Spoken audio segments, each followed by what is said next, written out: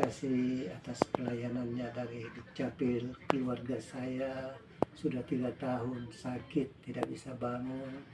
Begitu saya laporkan untuk datang dipoto, tidak lama sudah datang di rumah kami dipoto untuk dibuatkan KTP.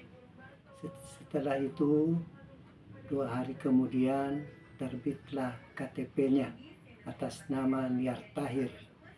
Saya sangat berterima kasih, mengucapkan terima kasih tak terhingga kepada Dukcapil yang telah rela ikhlas datang di pondok kami, melayani kami dengan tulus dan sampai terbit KTP-nya dengan kakaknya atas nama mengirimkan ke pegawainya. Kami tak lupa mengucapkan terima kasih kepada semua jajaran Dukcapil. Semoga